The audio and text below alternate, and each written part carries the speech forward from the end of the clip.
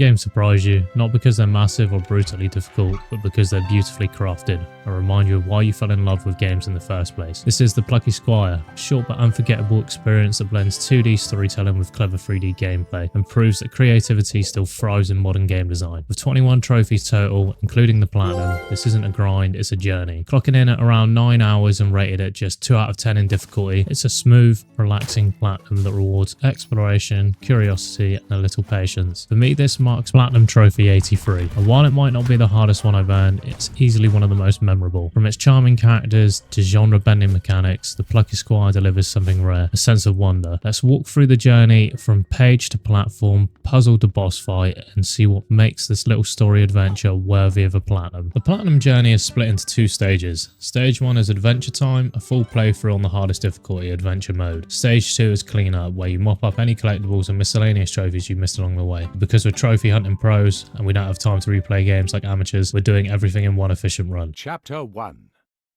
Some serious beeswax.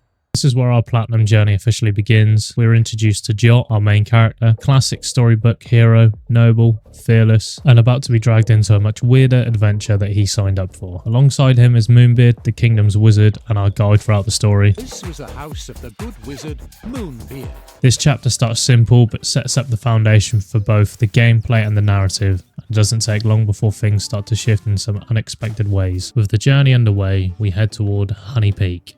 Quiet, scenic part of the kingdom serves as this game's early tutorial area.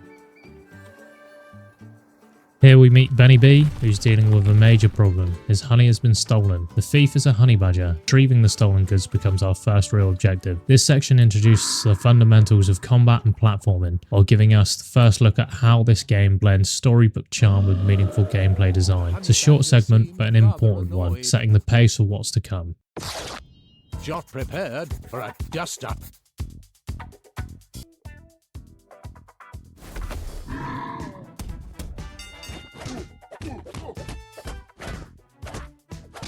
With the honey badger defeated, we officially wrap up our first combat encounter, and just like that, we're on the board. Our first trophy unlocks here, marking the beginning of the journey towards the platinum. With the first trophy behind us, we continue the story and meet a new character, Violet. As we progress onto the next page, we come across our first collectible. The Plucky Squire features a total of 60 collectibles spread throughout the game, 50 art scrolls, and 10 glitch birds.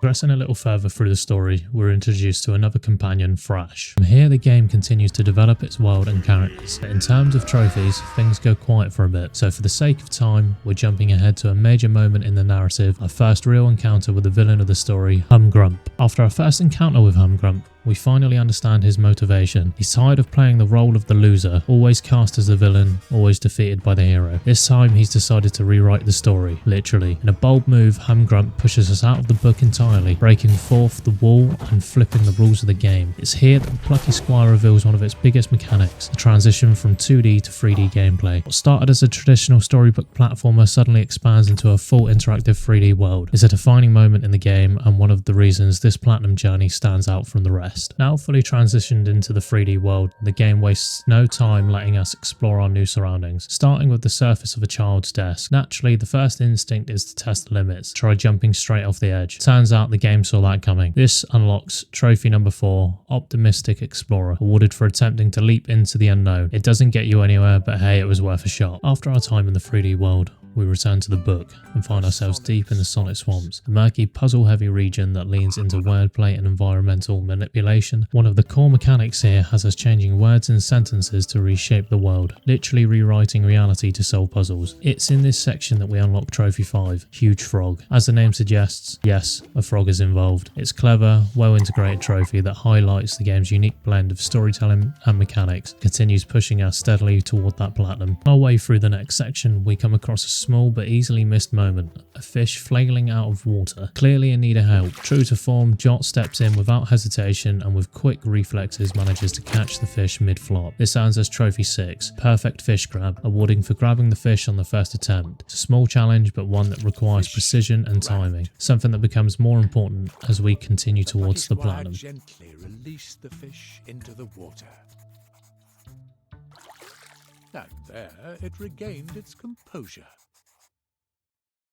Back to manipulating words to reshape the world. This time we're faced with a broken bridge blocking our path. The solution? Remove the word broken and replace it with huge. Simple in execution but clever in concept, and it earns us trophy 7, huge bridge. These moments are a strong reminder of how the Plucky Squire blends storytelling and gameplay in ways that feel fresh without slowing momentum. Skipping ahead a chapter or two with no trophies popping in the meantime, we now find ourselves in Thrash's homeland. The tone here shifts again, with the environment reflecting Thrash's more rugged, grounded nature. True to the game's creative roots, we once again make use of the word manipulation, this time transforming glowing mushrooms into, of all things, cheese mushrooms by simply editing the description. It's a fun and unexpected interaction that leads to trophy 8, cheese mushrooms. Story progresses, we're once again pulled out of the book and into the 3D world, this time with a focus on collecting specific items to advance. During this segment we spot one collectible perched high above on a star projector, and naturally we make our way up. What we didn't realise at the time was this small detail would reward us with trophy 9, Star Walker, earned for retrieving the scroll on top of the projector. It's a subtle trophy, easy to miss if you're not exploring thoroughly, but a satisfying one for players paying close attention to their surroundings. Once again, our heroes scaled the perilous rock face and steeled themselves for a wild encounter. The Mega Eagle. It seemed rather annoyed, descending upon our heroes with a combative cry. Thrash twirled his drumsticks and got ready to rumble.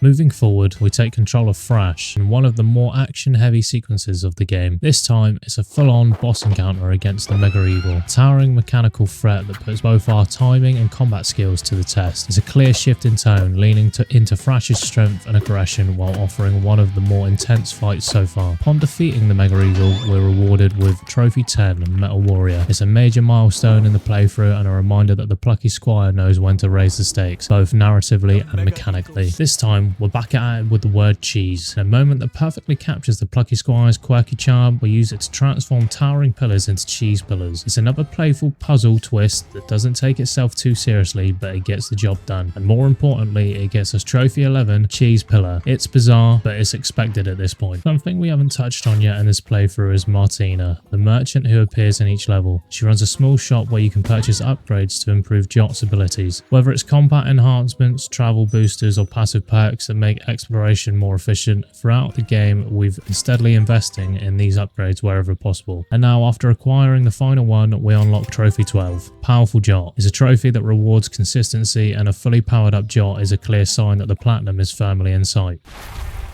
Violet readied her wand. It was time to get magical.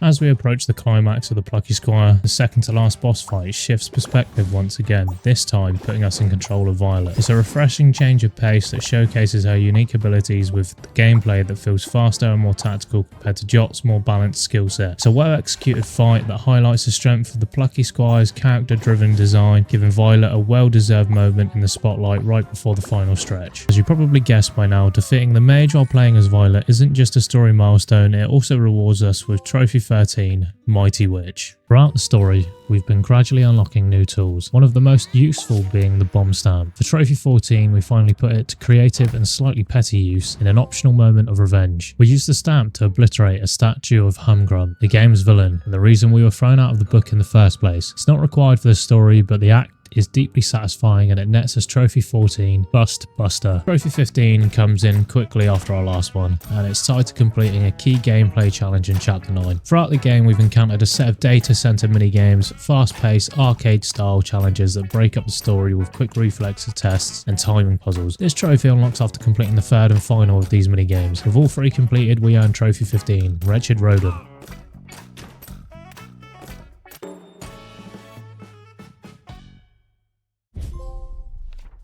With the Platinum journey nearing its end, we get hit with a double unlock. 2 trophies earned in quick succession for completing one of the game's most time-consuming tasks, collectibles. First, we wrap up the full set of 50 art scrolls, rewarding us with Trophy 16. Immediately after, we finish the set of 10 glitch birds, unlocking Trophy 17. These 2 trophies represent the bulk of exploration and backtracking in the game, and getting them back to back is not only satisfying, it's a clear sign that we're almost there. Just a few more to go until the Platinum. Now comes what I found to be the most challenging part of this Platinum, the final boss fight. This one's layered. It starts with 3 mini fights, followed by the main battle, which is split into 3 full phases. On my 4th attempt, I had a bit of a revelation. You can actually pause and skip the mini games entirely, and like the seasoned trophy hunter would, I did exactly that. Why struggle more than necessary when the Platinum's within reach? So on to the main event. 3 intense phases, quick decision making, tight combat, and of course we came out on top. Did anybody really doubt me? I mean, I've already platinumed my friend Peppa Pig, the hardest platinum in PlayStation history. With Humgrump defeated and the story wraps up, we unlock our final 2 trophies, story complete and adventure complete. Then comes the big one, Trophy 21, the Platinum. The 9 hours of creative gameplay, clever puzzles, and occasional cheese-based solution, Platinum 83 is done. Another journey complete, on to the next. Overall, this was an amazing Platinum journey. The game is brilliantly designed, and the art style in particular is truly unique. It stands out in the best way.